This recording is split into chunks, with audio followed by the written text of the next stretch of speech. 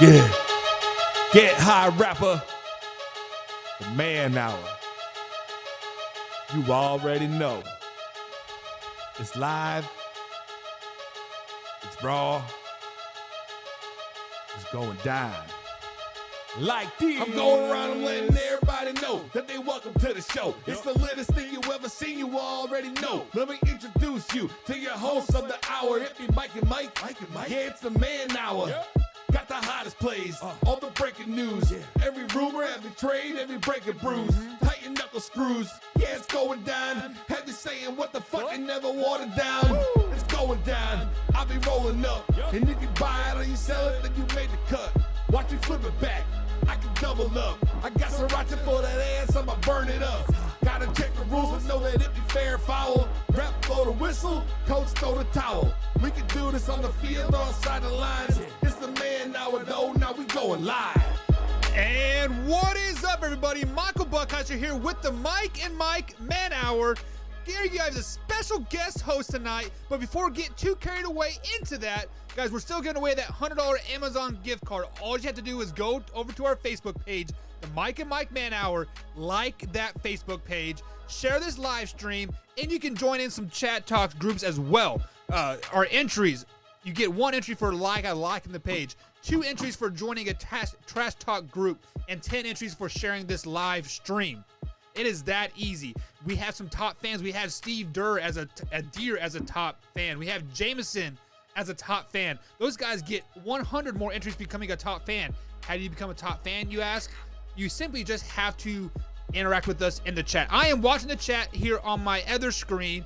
And guys, if you were listening to On and Off the Field tonight, Dylan from On and Off the Field gave you guys a special code, a special keyword. The first person to tell me that keyword in the chat gets a $25 Amazon gift card. All you have to do is tell me what that word is in the chat, and I'll see it right here on my screen, and boom, $25 Amazon gift card heading your way.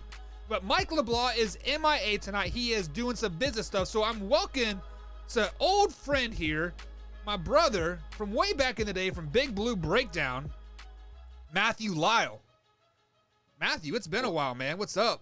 It has been a while indeed. What is going on? Nothing. COVID, living the dream. Got the tank rolling. Sun's out, guns out, sky's out, thighs out. You know how it is. How you been, Mike? Dude, I have been absolutely swamped because I do work IT, and it was a matter of like 3 days. We had to get 500 people prepped to work from home, and we were pulling like 23-hour days. It was absolutely crazy and absolutely asinine. But I'm glad stuff's starting to come back a little bit down to normal. Football season for us, for pad-wise, has been pushed back to August 3rd, which is kind of a bummer. Me and you both live in the southern Indiana area, and we know how great my high school team is going to be this season. And for us to get pushed back a little bit, it kind of sucks. But, dude, we have scouts crawling like crazy over there. You need to come out to a practice here on August 3rd, Matthew, and, man, there has been 3 or 4 scouts at every practice. These are conditioning practices that they have been at, and it is absolutely crazy. So, Dylan, you cannot win it. Sheesh. Come on, man. What are you trying to do? Shit the system. It's for the fans over here, brother. But Dylan from On and Off the Field, guys. As I said in the pre-show, if you say the word in the chat, you win that $25 Amazon gift card. But Matthew, this is the first time many people have been seeing you.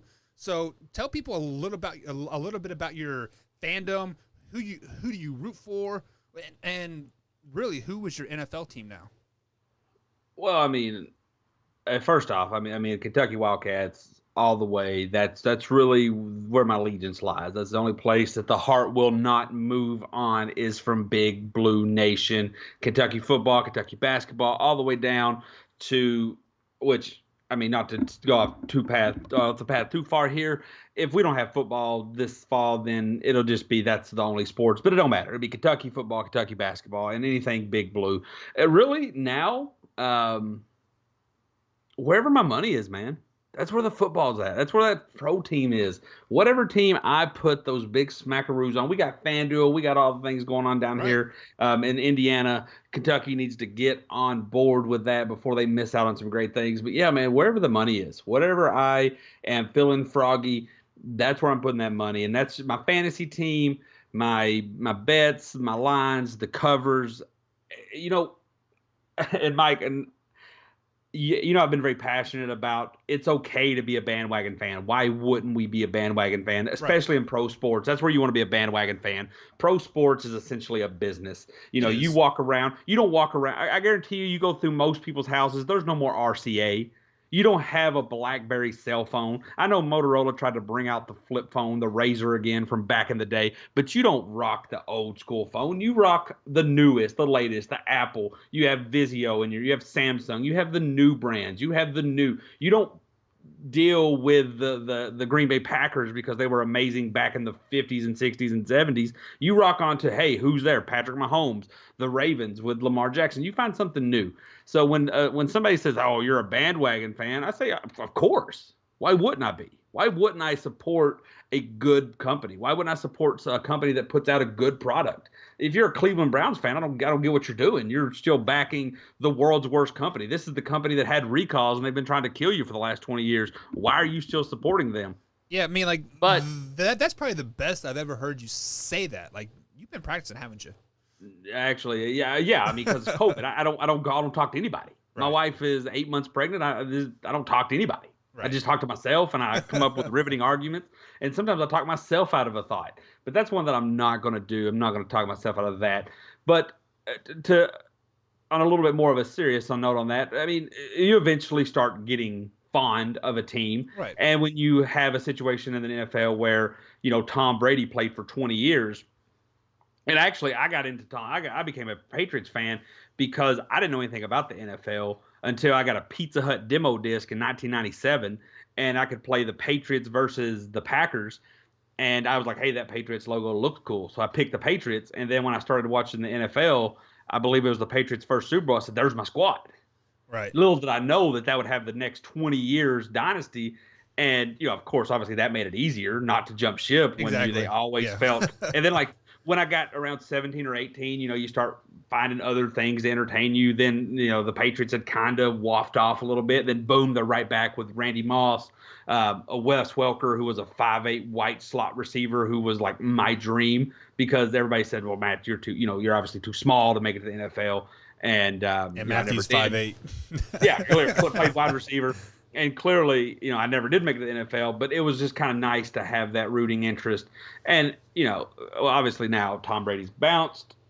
I would love a perfect scenario where we see like a Shaq Kobe type thing. If you remember what happened when they first had their split, I would love to see like back-to-back Patriots Buccaneers Super Bowls, and they just be the most entertaining Super Bowls you've ever seen. And Bill gets one, and Brady gets one, and then I'd be cool if you never heard of either one of them again.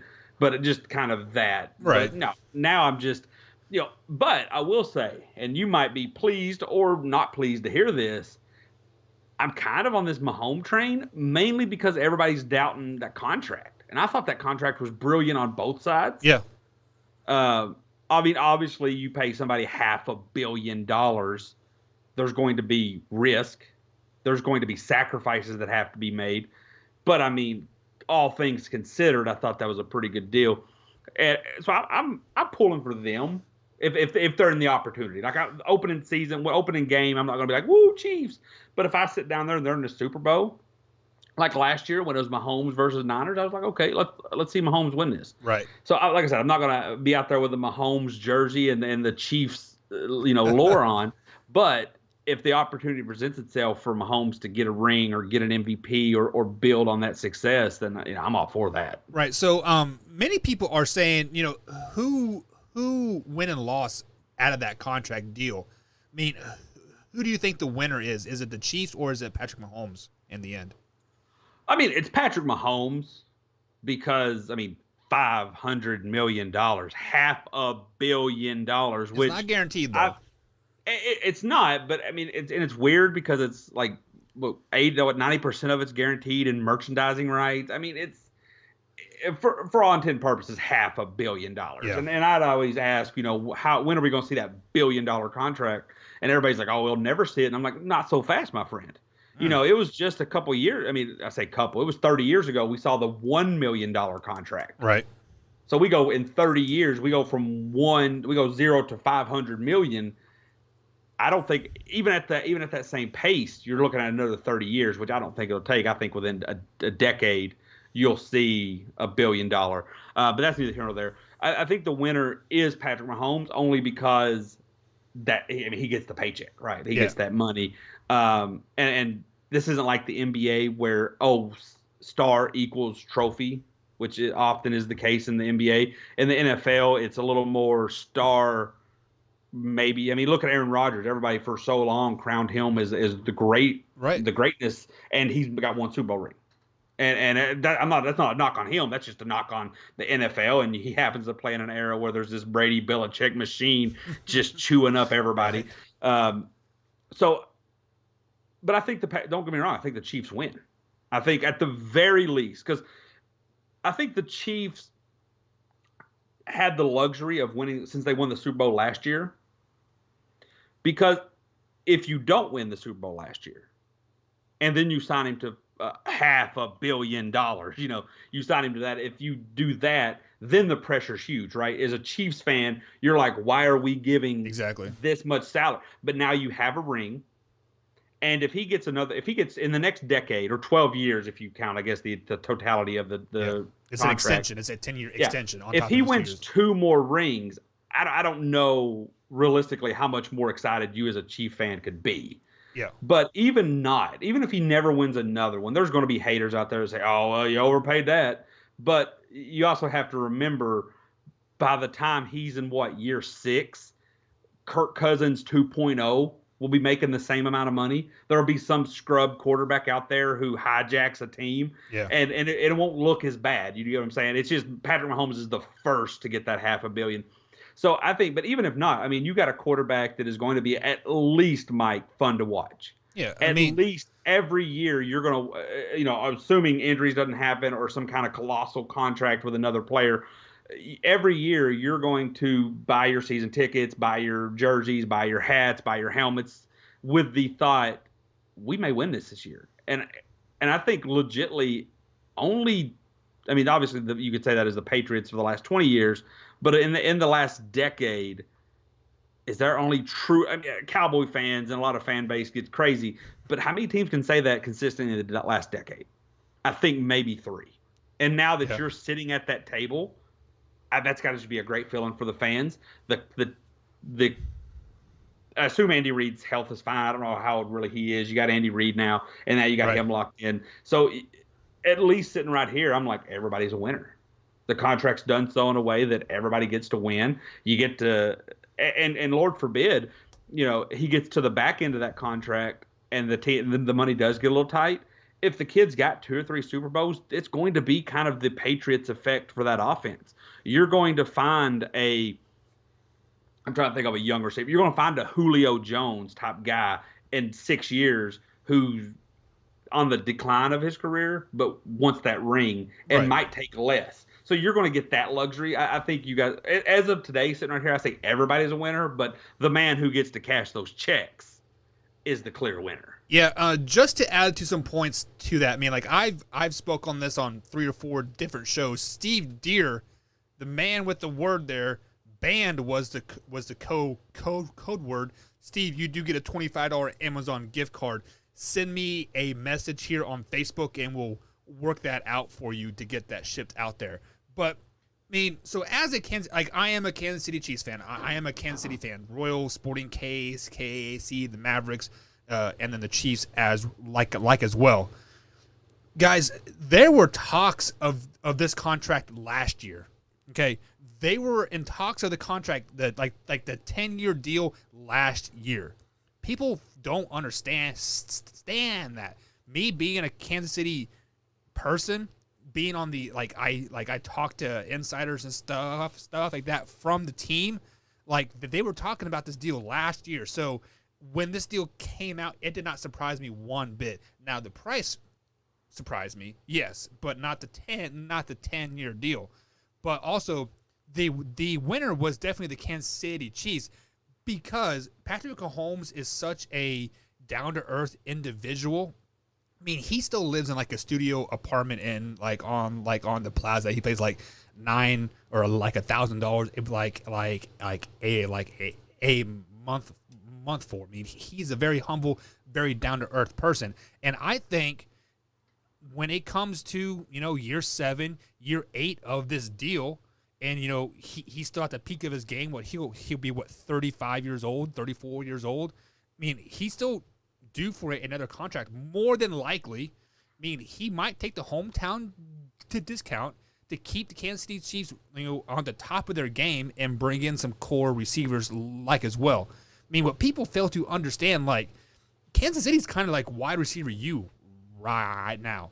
We have 6 wide receivers that could probably start on any other NFL team.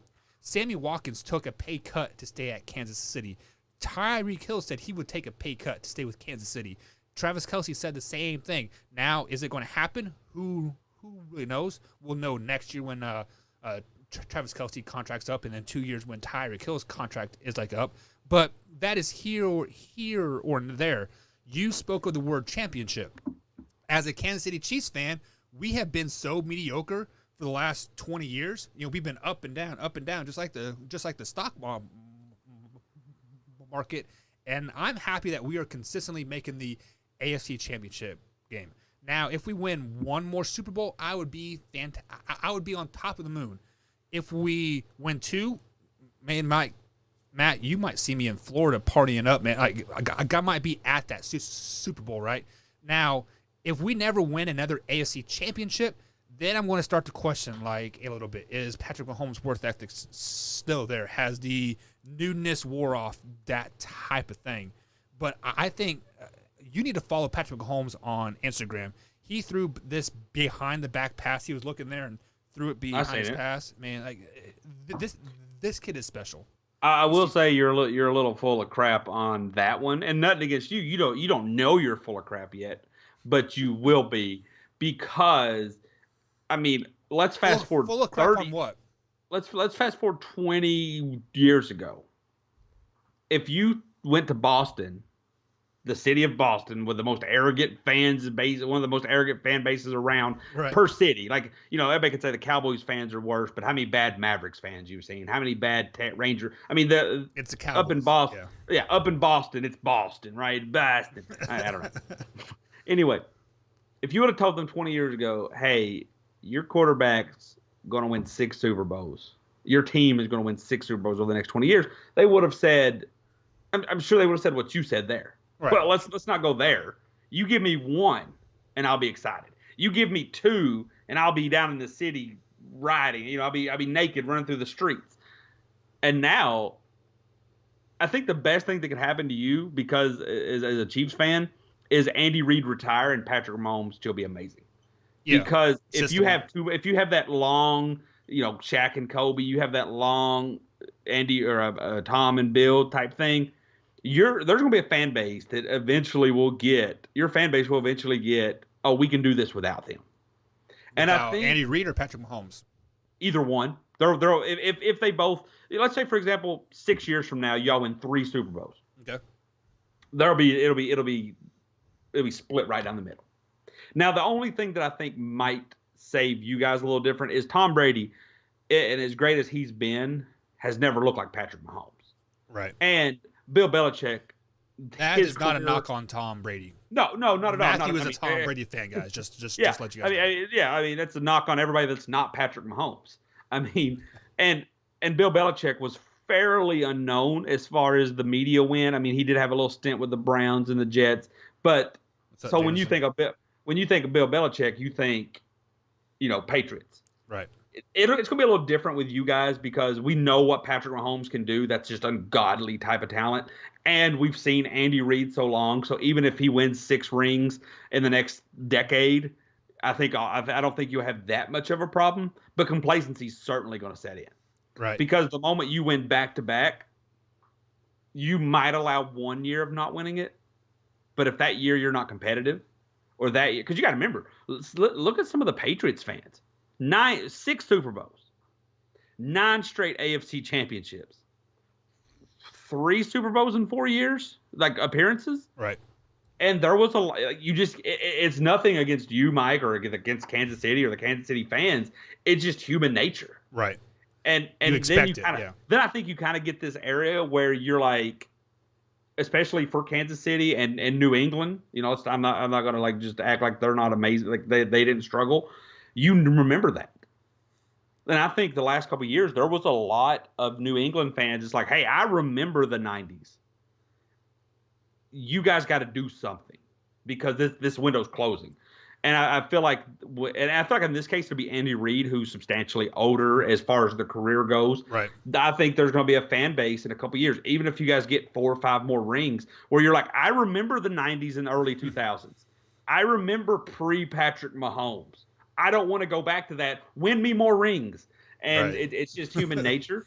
But the reason I say all that is if for somehow Kansas City can be the different city, if Kansas City can be the grateful city, you can almost have like a Kobe thing in LA to where, because most of the time when these players want this biggest contract in the league, it's not about money. It's about status and feeling appreciated. Right. Patrick Mahomes has to be feeling pretty darn appreciated because everybody's like, oh, well, he could back out of it in 5 years. That's fine. But the fact is, Kansas City came to him and said, we're going to give you a year number unheard of, and we're going to give you a dollar amount certainly unheard of. Feel appreciated. Yeah. And if the fan base allows it and the organization allows it, you talked about that second contract in 35, at the age of about 35. Yeah. If they come to him and say, hey, because the thing that really caused the Brady thing to go down drain is he wouldn't sign longer and they wouldn't offer him longer. If at 35 they come to Patrick Mahomes and said, we'll give you another 10-year, another $500,000 contract, which at 10 years from now, that might be a pretty fair deal. $500 million, you mean? Yeah, $500 million. Yeah, my bad. That might be a pretty fair deal considering how the market looks. We all know he's probably not going to play to 45. We all know that they have the opportunity to cut him at any moment, but it's all about appearance. Yeah. And if the fan base can just stay calm, no matter how many Super Bowls you do or do not win over the next decade, I think you can truly have this guy for 20 years. Now, whether or not he plays all that, whether or not, you know what I'm saying? But what gets crazy is when, especially if these first 3 years are absurd. If he somehow wins 3 of the next 5 years, boy, that back half of the contract, when that money starts to kick in and that fan base starts getting rabid and that, and y'all go 12-4 again. Because remember, we've joked about this. Kansas City was the ultimate 12-4 team to then not even make. If that starts happening, you even alluded to it yourself. You said it there. You said, oh, if we win 2 Super Bowls, I'll be running the street. But if we don't win the AFC, boys, if that happens, I already think it's already going to start to come out. So I just implore fans to enjoy the ride. As somebody who I like to consider myself a rare fan in the sense that I got to enjoy the Patriots ride, but I can also take that. I can also get up out the ride and go on and live my life. Like there's people in Boston burning jerseys. There's people in Boston getting Cam Newton tattoos. There's people in Boston cussing out Bill. You know what I'm saying? Like they can't step back because that last 20 years, as amazing as that is, that's their life. I've been able to kind of step back and say, man, that was fun. But is it over? Probably. Yeah. And if not, I'll enjoy it. And if it is, I'll enjoy it equally as well. So I just got to tell you, that goes by quick. And there's going to be years, like between when they beat the Eagles and before they got Randy Moss, even though that was just, I believe, 2 seasons, it felt over. And then the 3 years Mark Sanchez made it, it felt over. And then the 2 years that Peyton Manning was there, it felt over. But it never was. And now it probably is now. So I'm just saying there's going to be moments where you're like, I need more. Enjoy that ride, man. That's just my thing. Because you're in a position, because everybody's like, oh, well, this ain't the first 10-year contract. I'm pretty sure this is the first 10-year contract by somebody as young as him. Because, I believe Brett Favre's and Drew Bledsoe's, they, even in a perfect scenario, wasn't going to last 10 more years. Yes, and let's just go ahead and jump over to the comments here on what are they saying? The Facebook page. Jameson says that it has been 16 years since we got a back-to-back Super Bowl winner. The chances are very, very slim. I agree with you. I think the chances are very slim. And I'm not going to knock the Patriots' dynasty by any means, but I feel like the AFC was a lot easier back then as well. I mean, like, if you look at the AFC now, I'd say the AFC now is worse than it was before. Yeah, but because you got to remember before you'd had Peyton Manning and the Colts. You had Ben Roethlisberger in that mean defense. I mean, that was, you have the Chargers and LT always going 14-2. Now they could never get it done. Right. I would argue now the only thing they have going for it's Lamar Jackson and the Ravens, which has all the potential to be scary. But I'm going to need that third year because that first year Lamar wasn't very good. Last year was spectacular. I kind of need to see that third year. Right. But I would argue it's not as competitive. Would you think this year is the biggest toss-up for the AFC though? Because you got the Colts with Philip now. You have the Ravens, you have Cam Newton and the Patriots, then you have the Chiefs, and then you can even throw in a wild card team and they're like maybe the Titans or Houston Texans even. I think, and now mind you, to kind of point what Jameson said, at no point during my little ramble there did I say that they were going to go back to back. I think back to back is very tough. I think the 3 and 5 years is the most likely situation because you win it year one, then you're a little full, so you lose it the next year. Then that year 3, you're hungry again. Right. Year 4, you kind of reshuffle the deck, and then year 5, everything kind of falls into place. Because if you notice, that's kind of how the Patriots did it. Mm-hmm. Even like the Cowboys and the 49ers, even though there may have been some back-to-back years, there was that year of like, oh, we're full, we have to reload. I still think this year the Chiefs are just so – what Patrick Mahomes can do is essentially what Ray Lewis did for that defense back with the Ravens. Right. It's just so – and you can blame what you want on Bill O'Brien and that Houston team because they did make some crazy calls a little bit at a time there. But when 14-point lead is essentially a 3-point lead, that's just so tough. Yeah, very, very true. But Matthew, we gotta take a quick little break here, guys. On gotta the pay other them side, bills. On the other side of the break, I am going to get to the comments here, like our Facebook page. We got comments on YouTube channel at like as well, and also on Twitter. So, guys, we're going to take a quick little break, and we'll be right back.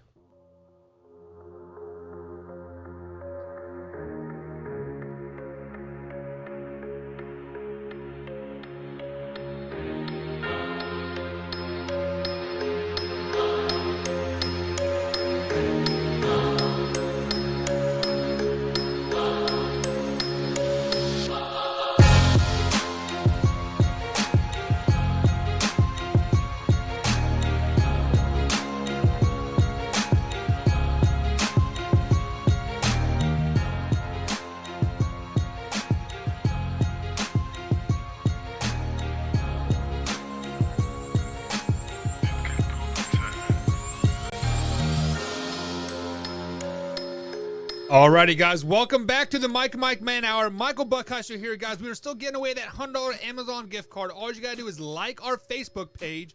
Unlike what Jesse from Infinity Sports over there said we had to, like, you had to like give your left leg. I mean, come on. All you have to do is like the Facebook page. And if you want additional entries, share this live stream and join some of our Tash Talk groups. It is just simple as that. But tonight we do got a special guest on. We have Matthew Lyle. Me and Matthew go back quite a while here. 3 or 4 years now, Matthew? We've been talking sports together. And just to address some of the comments in the chat here over on the Twitter, Trent says Patrick Mahomes will not win another Super Bowl in 12 years.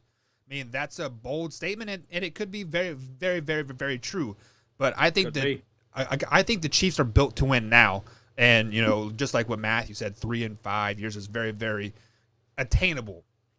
Jameson says he gives the 55% chance for the Chiefs to get back to the Super Bowl this season, I don't think that's a very slim chance. I think that's a pretty fat chance there. I mean, yeah, considering that, like, this is the AFC Championship where they're playing two teams. Like, if you were telling me this before the AFC Championship game and it was Chiefs versus Ravens, and you said the Chiefs have a 55% chance of winning the game, I would say, okay, that means you're going to anticipate a close game. But you're telling me out of the 16 teams that 55% of all the 100% goes to one team, I would say that's absolutely an amazing chance. Yeah, that's definitely a very, very fat chance. So, Matthew, we were going to get into a segment called Factor Crap tonight, but let's just go ahead and move past that and let's get into some more football talk, guys. If you are following us on our Facebook page or Instagram page, we posted up this graphic earlier. And we asked the people who is the better quarterback. Is it Kirk Cousins or Matthew Stafford? Just some stats here. Kirk Cousins, these are all career stats. Kirk Cousins has 12,865 yards passing, 85 touchdowns, 32 interceptions with a QBR of 98.8. That's the average per his career. Matthew Stafford has 13,401 yards passing, so roughly almost 1,000, I guess only like 500 more. 79 touchdowns, that's 6 less. 32 interceptions there, neck and neck there, and then a QBR of 94.7, 4 points less than Kirk Cousins. So, Matthew, I am going to give you the floor here for however long you need. Tell me who is the quarterback and who would you have on your team? I'm taking Matt Stafford. I'm not Ron Jaworski. You remember him back on the old NFL Live? He was like, I've watched hours of tape. I haven't watched hours of tape. I don't watch a whole lot of either one of them. And I'll be honest with you, in about the last decade here, I've watched nothing but the Red Zone channel. So I don't really have. Yeah, it's amazing. It's the greatest thing ever. If you got ADHD, I strongly encourage it.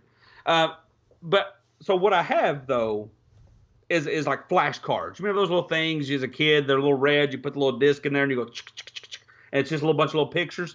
That's what I have.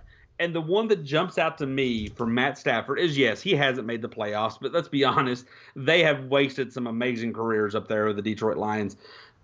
Is that the game where he hurt his shoulder and went back out, and I forgot who it was against. I want to say like the Jets or the Browns, but I'm probably way off. And he led them on a game-winning drive.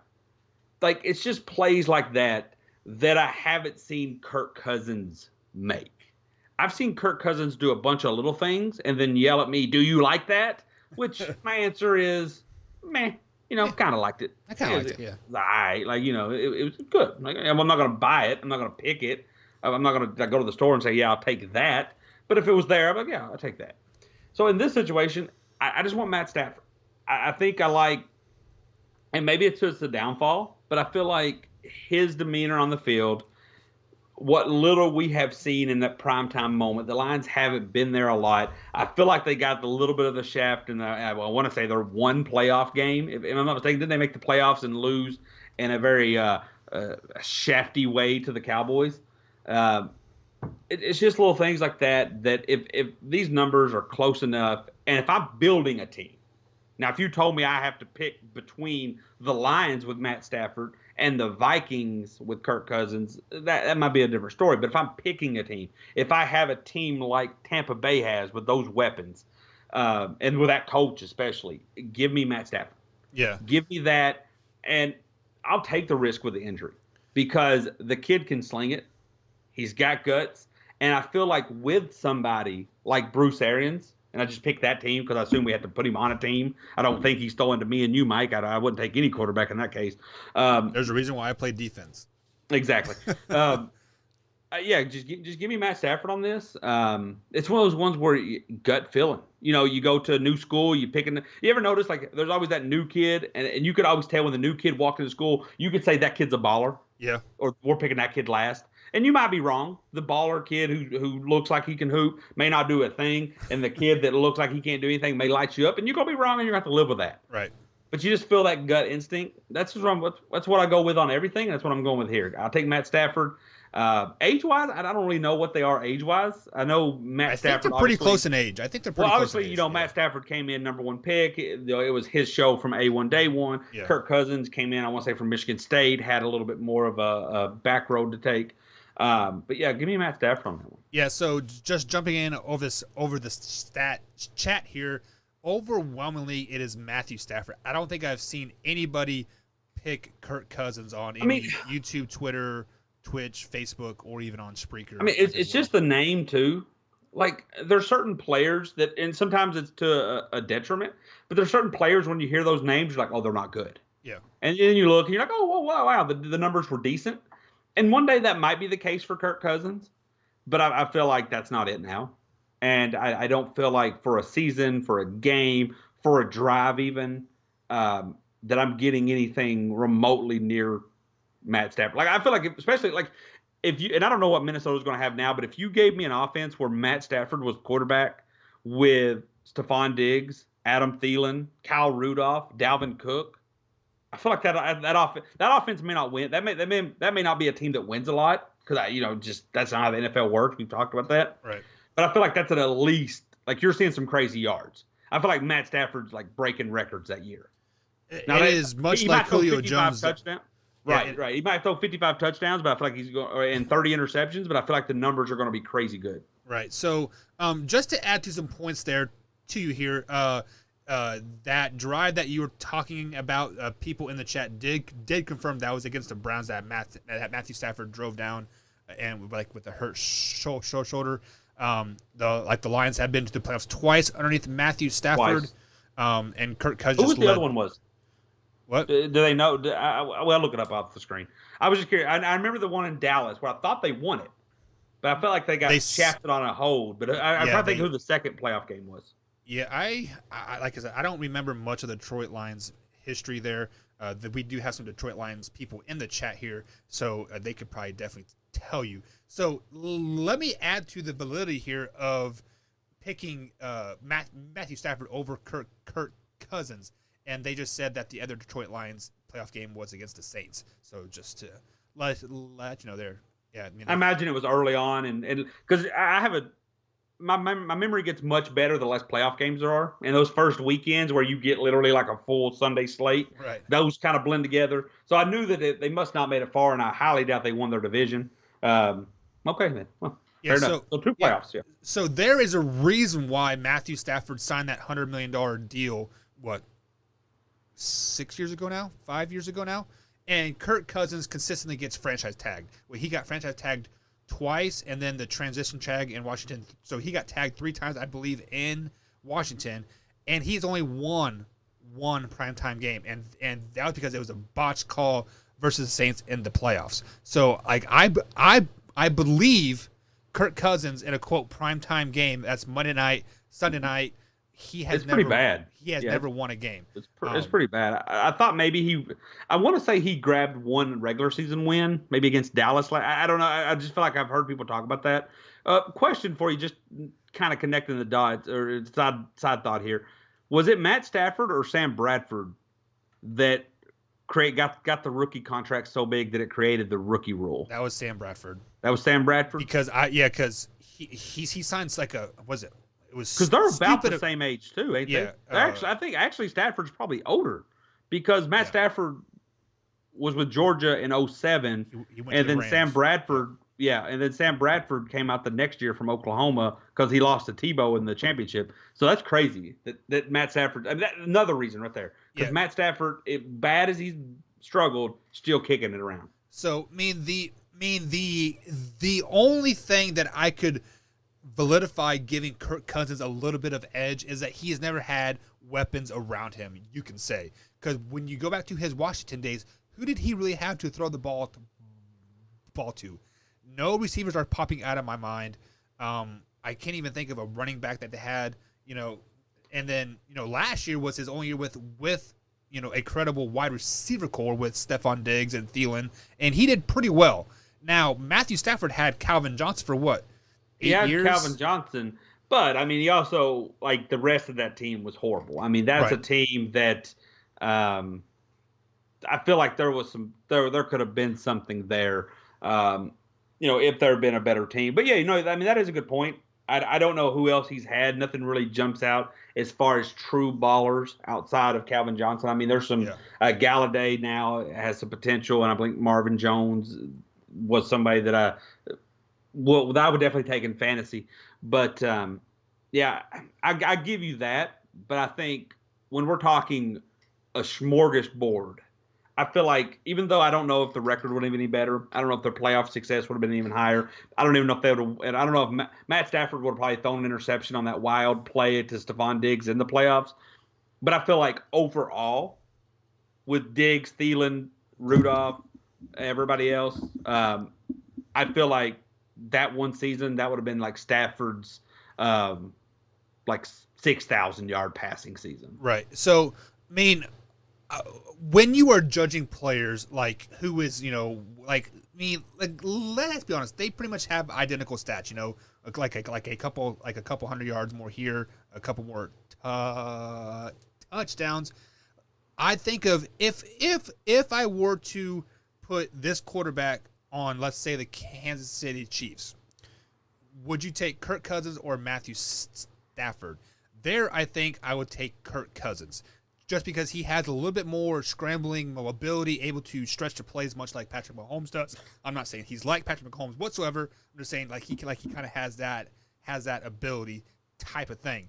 Now, if you were to take those two quarterbacks and put them on the Dallas Cowboys, I'm going to take Matthew Stafford. I like his pocket. I like his pocket presence, the arm strength to get the ball down the field, and to turn around to hand the ball off to Zeke as well.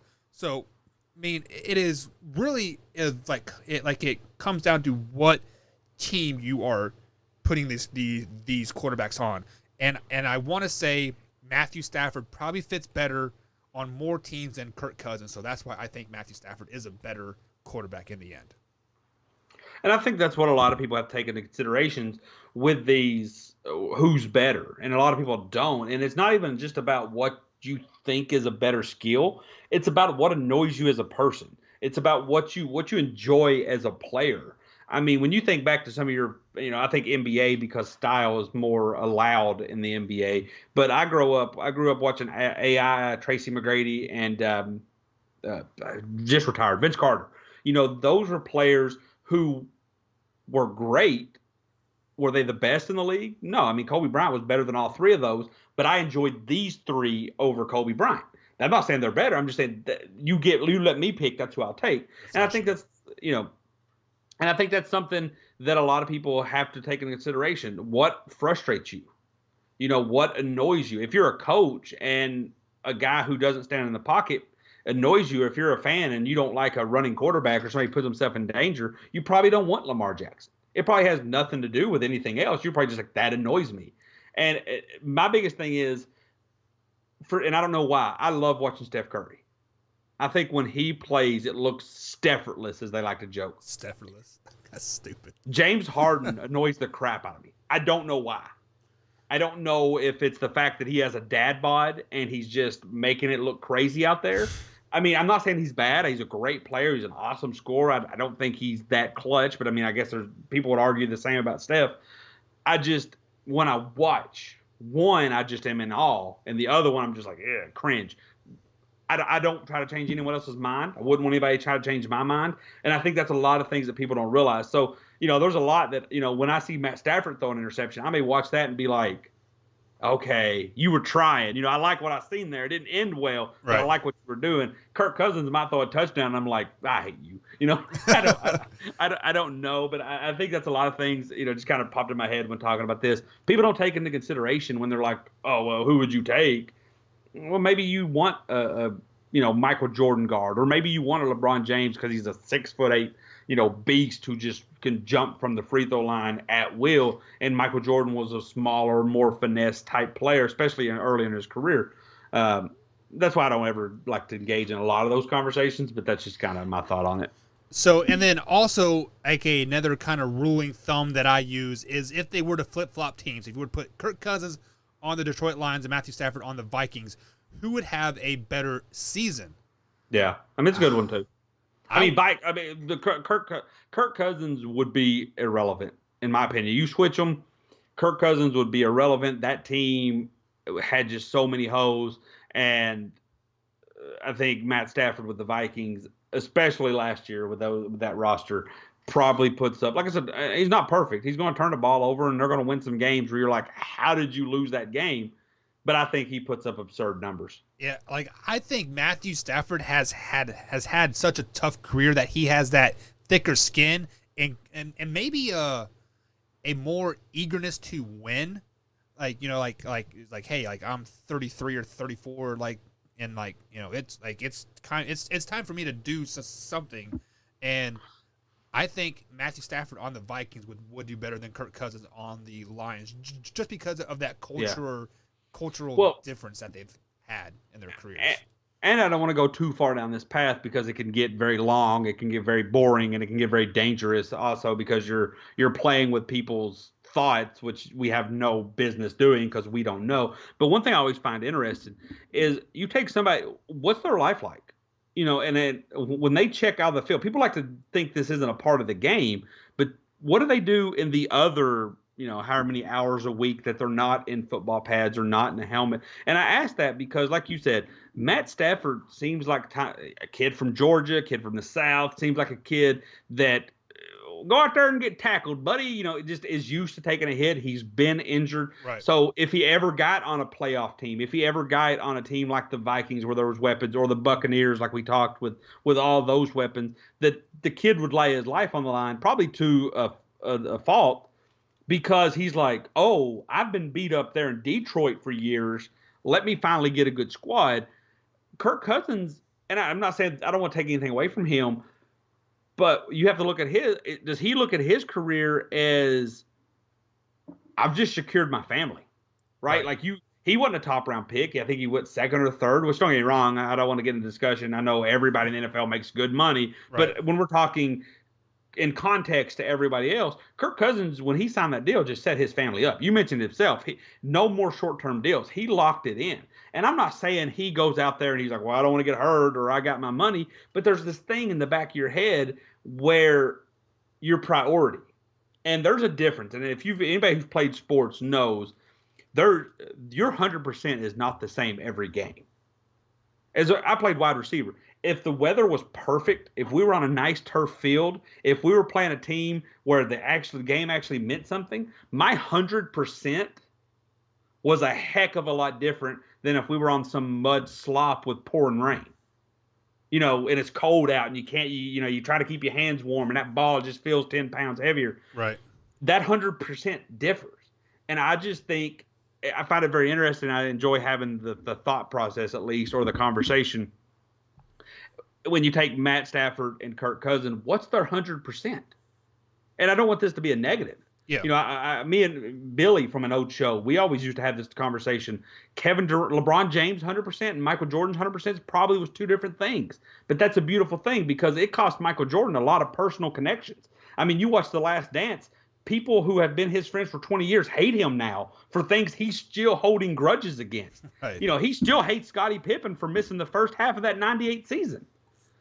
You know, you can't be that much of a killer on the court and then go home and spend time with your kids. No, you go home with that same fire and passion. Yeah. You know, you're sitting at home making up stuff to be pissed about. LeBron James seems to have a good connection with his family, right? Like he seems to go home and do a little Taco Tuesday and he wants to kick back. He wants to do Space Jam. Life's amazing. There's nothing wrong with either one of those, but that's just two different levels of 100%. And I think that's something, too, that I find very interesting about, like, the Kirk Cousins, Matt Stafford. I feel like their 100% are different. And if you put them both on great teams, if you put them both on the Chiefs, as you mentioned, I feel like the 100% you're getting from Matt Stafford would be different and probably more beneficial from a team standpoint than 100% you get from Kirk Cousins. That is a great point. I never thought of it like that, too. But let's go ahead and shift gears here, jump into the chat here, and they it has been officially announced that the NFL preseason has been canceled, and they have to cut the roster down to 80 players within the next week. What are your thoughts on that? So The thing, as far as football goes, as far as the actual quality on the field, I'm fine with it. I mean, I think the preseason had become really the only thing enjoyable about preseason is the fact that the NFL was back. And as a college football fan, you kind of get to see some guys who's not going to make a roster right away. It was kind of fun. Right. So I don't really concern myself with. I don't think the quality is going to dip on that. My main concern is now we lost the buffer. Right now we're metal on metal. Because before, when everybody, no matter what your thoughts on COVID and the situation, anytime it popped up, you was like, well, we still got preseason. And as long as they kept canceling, they canceled the Hall of Fame game. As long as they kept chipping away at game to game, you always felt like you had that cushion. That cushion's gone. Yep. Because now the only thing they have to do is start canceling actual games. Now the only thing you have to get rid, you've done cut the fat off. Now the only thing you can start cutting off is true meat. And that gets a little concerning to me. Another thing that I find interesting, do they get to ride with the 80 players all season? Ooh, that I don't know. I mean, because as a semi-pro guy, and you know this, Mike, now's your chance to make it. Right. If NFL teams are carrying 80 guys, which it makes sense. I mean, it makes sense from a standpoint of you don't get time COVID. to cut. Somebody gets COVID. Somebody gets hurt. Somebody has to be on lockdown for 2 weeks. I mean, obviously, there's not a player out there you can pick up to replace Patrick Mahomes if he was to get it. Right. But the other, there's 30 other people on that roster that is, I don't want to call them replaceable, but they can be replaced short term. It is always the next man up mentality for everybody. In the NFL. Every team has typically a 53-man roster. I would say about 40 of them you get to really go next man up. Every team's got that 10 to 13 players where you're like, nope, there is no next man for that. Yes. So one of the biggest things that I've seen earlier, like when you brought if they're keeping all 80 players, I actually saw where they're cutting down the practice team down from 16 down to 10. So I would not count on them keeping the 80 guys. My concern with the 82 is, are they going to put some kind of flexibility with the salary cap? And the chat said they have to cut it down to 55 before the season starts. So they're not keeping all 80. Okay, so they're not keeping all 80. Yeah. Because I mean, I guess it makes sense to me both ways.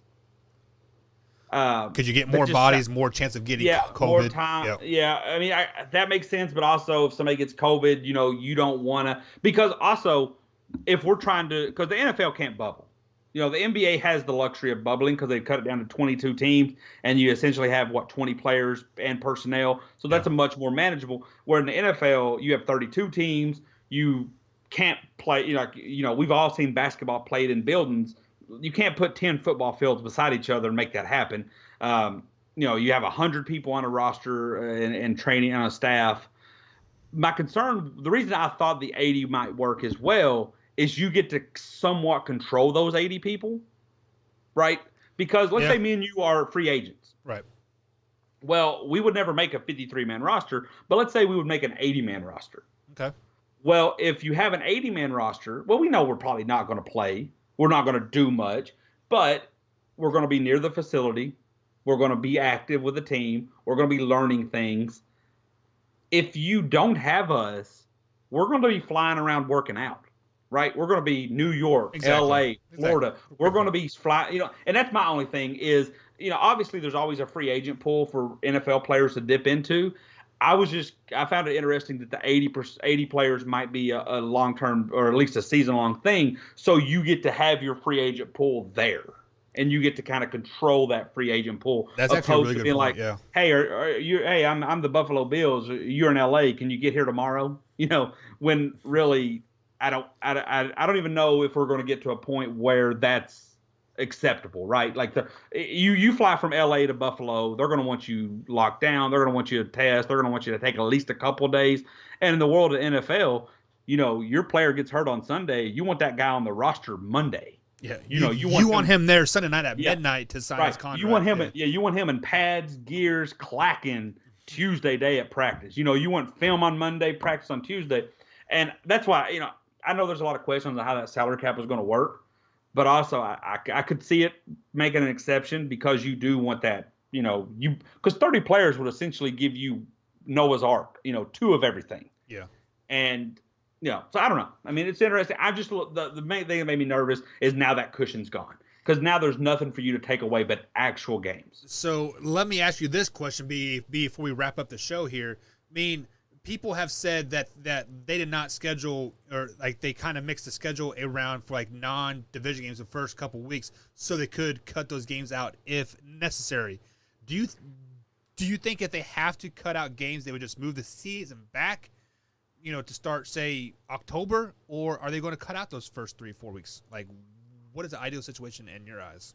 So in my eyes, it would be that flexibility.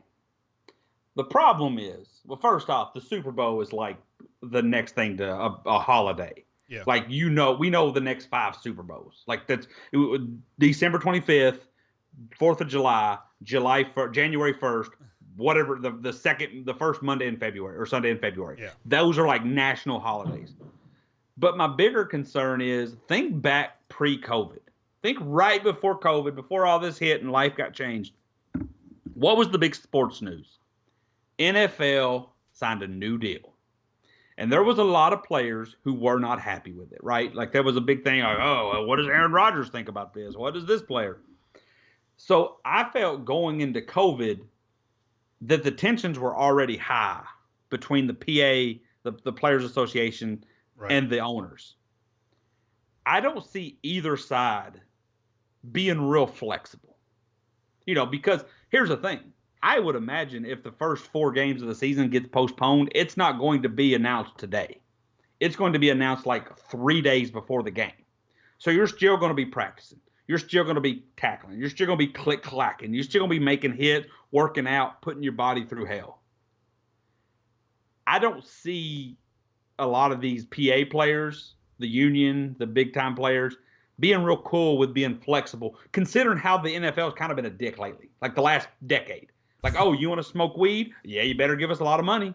Oh, you want to do that? You want to wear fancy cleats? But not on my watch. You want to do, because no fun, it's kind of, right? Yeah, it's kind of like the moment, oh, you want something? You want to wear dark visors? Well, what are you going to give me? And I don't see those players being too receptive when they're saying, hey, guys, I know you've been practicing really hard. How about we just push everything back another month?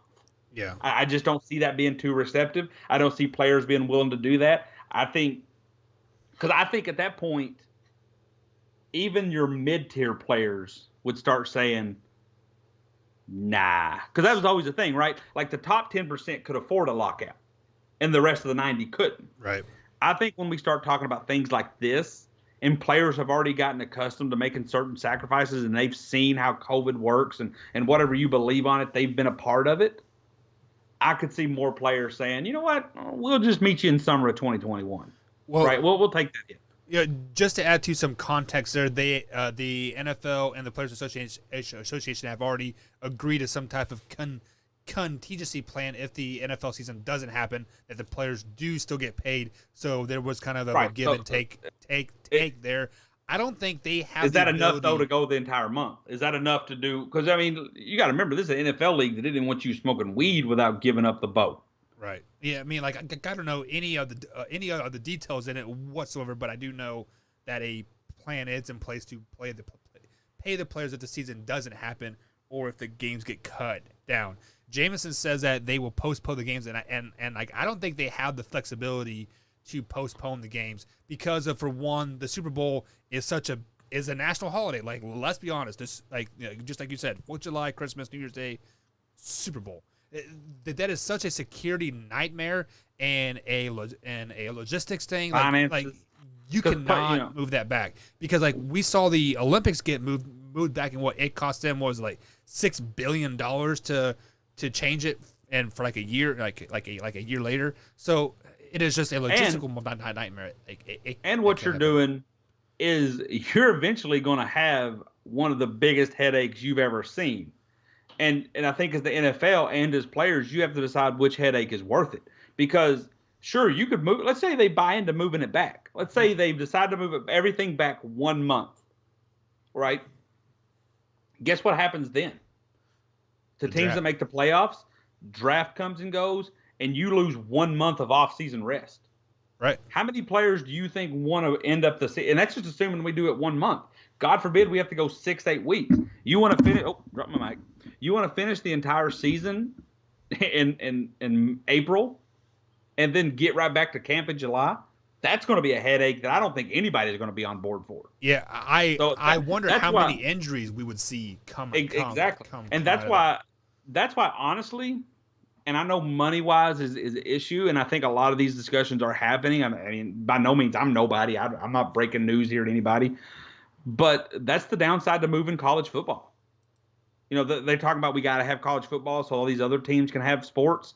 All these universities can keep up their sports. Well, if you move it to the spring, do you keep it at spring forever? Because, you know, if you're LSU, for example, and you go on that run you went on and you win the national championship and you host that national championship up May 30th, when do you go back to practice? 2 weeks later? A month later? Right. I mean, and then if you get drafted, you got to sit out. Do you want to sit out? What about Joe Burrow himself? Let's take somebody like Joe Burrow. Do you even play that senior year then? I think the scouts had said, like Mel Kiper and those, you know, geniuses or gurus had said that if he didn't have that senior type year, he was a 5th round pick. Really? So obviously he would have played. I mean, right? Because if you look at his junior year, wasn't nothing too impressive. So now you take that guy. I mean, I often wondered, would the answer be just cancel everything? Just say, hey, well, and I get it. There's a lot of money, and I don't know, and I don't want that. But I often wonder if it would just be easier to say, hey, we're going to start fresh and we are going to advertise the crap out of it. I don't know. I mean, I have this nice little situation where I wouldn't mind, where you kind of get your cake and eat it both, where the college football plays in the spring and the NFL plays in the fall. So you get like nonstop NFL in the fall. And so when you draft a kid like Joe Burrow or Trevor Lawrence or one of these, Chase Young, they don't get to play right away. There's kind of like a little development summer league they play in. And then by week 8, week 10, you can move them up to the roster. I think that would give a good balance of allowing young guys to develop, allowing veterans to, you know, have a roster spot for a little longer to see if they can have a career. And you can, I mean, think about it. You would essentially have football 12 months a year in some form or fashion. That would be a contractual disaster, man. Like that is something that to do in the WNBA. I'm not for sure like exactly like all of the logistics, because the WNBA does play in the summer and they draft in like right. I don't know. Well, your really only problem would be that first year, right? Because you would probably draft a guy in April. He'd probably play another month of college football, and then his NFL career would start 2 months later. But, I mean, after that, I think you'd be good. I mean, obviously they're going to be – and I'm sure there's a ton of downsides I have no clue about. I just think a nightmare is going to try to become if you start trying to get out. I mean, the only sport that I think could benefit from that is basketball, because I think the NBA would be much better off if it ran if it started on Christmas Day, because think how much we love Christmas Day basketball, because the NFL is kind of winding down. That's when I think the season starts. Yeah, the season should start decent, Christmas Day, and the playoffs should wrap up in like August. So then you're like, oh, Game 7 of the finals, then tomorrow kickoff of the NFL. You don't have that goofy July, August where you're like, it's baseball season, son. Yeah, I don't care. Nobody cares. And then college basketball would be even better, because you could have May Madness, right? Like basketball is the only sport that I think can survive that. May Madness. I still like March Madness, because let's be real. I take spring break off and get able to watch it. Oh, now you'd be in summer break. All right, Matthew, we got to wrap it up, man. Our hour is up. As always, thank you for joining me, man. Like I said, Mike LeBlanc is MIA tonight. Matthew has a wealth of knowledge over there, and I'm always glad to have him on. But, man, as always, thank you. And until next time, my man, take care. Same rap channel. Later, guys. Man hour. You already know. It's live. It's raw. It's going down. Like this. I'm going around and letting everybody know that they welcome to the show. It's the latest thing you ever seen, you already know. Let me introduce you to your host of the hour. It be Mike and Mike. Yeah, it's the man hour. Got the hottest plays, all the breaking news. Every rumor, every trade, every breaking bruise. Tighten knuckle screws, yeah, it's going down. Have you saying what the fuck and never watered down? It's going down, I'll be rolling up. And if you buy it or you sell it, then you made the cut. Watch me flip it back, I can double up. I got sriracha for that ass, I'ma burn it up. Gotta check the rules, but know that it be fair foul. Rep blow the whistle, coach throw the towel. We can do this on the field or outside the lines. It's the man now, though, now we going live.